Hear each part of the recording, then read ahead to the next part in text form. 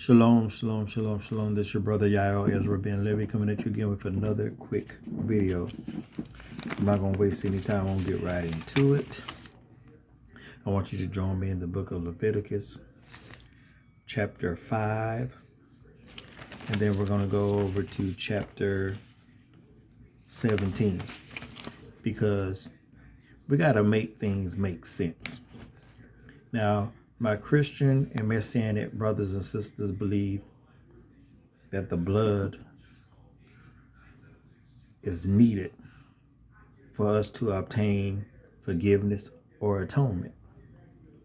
But I want to share something with you so you get a better understanding. Now, there's a possibility I could be wrong on what I'm about to share. I don't believe I am. But if I am humble enough to receive criticism and correction. I want you to join me in Leviticus chapter 5. I will be doing this reading out of the King James because our people trust the King James version of the Bible. And I want to use a text that they are familiar with and that they trust. So Leviticus chapter 5, I want you to join me. We're going to go to start at verse 11. Leviticus chapter 5, verse 11.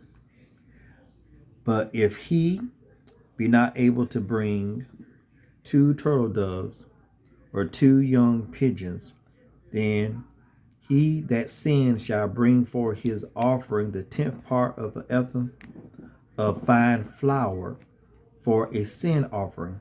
He shall put no oil upon it, neither shall he put any frankincense thereon, for it is a sin offering. Then he shall bring it to the priest, and the priest shall take his handful of it, even a memorial thereof, and burn it on the altar according to the offering made by fire unto Jehovah. It is the sin offering. And the priest shall make an atonement for him as touching his sin, that he has sinned in one of these, and it shall be forgiven him. And the remnant shall be the priest as a meat offering. So we see that right there. It's crystal clear. If you do not have certain sacrifices that you could bring, Jehovah even brings it down to something as simple as fine flour.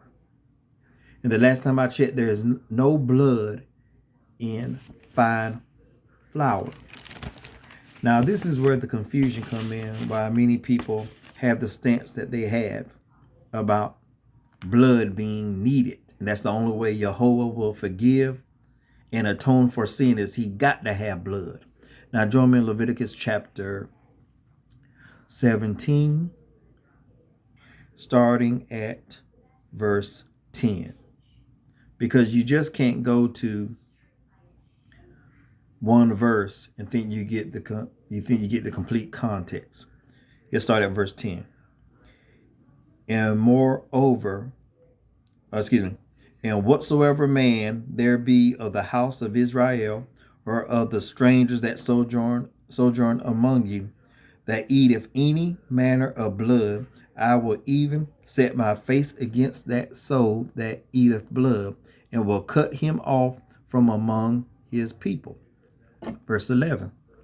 For the life of the flesh is in the blood, and I have given it to you upon the altar to make an atonement for your souls. For it is the blood that maketh an atonement for the soul.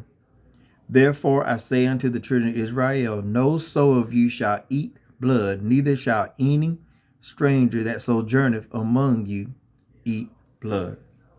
Hallelujah. Now, many people focus solely on verse 11.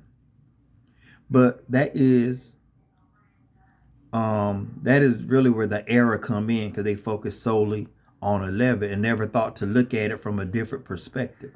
But when you've been indoctrinated to think a certain type of way, that's just the way you're going to see it regardless.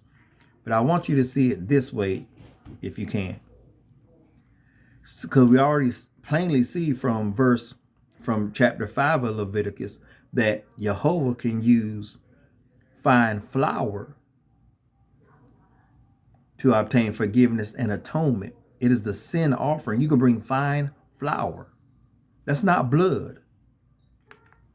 But we see in verse 11, it said, for the life of the flesh is in the blood, and I have given it to you upon the altar to make atonement for the soul. And that's where people miss. They think, well, you got to have blood. That's not what he's saying. What is being said, I believe. What is being said is, this is the only thing you can do with blood.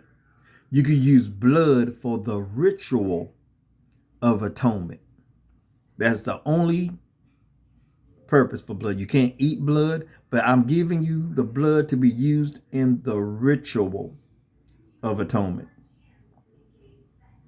It can be used that way, but it cannot be eaten. But the blood can be used for the ritual of atonement.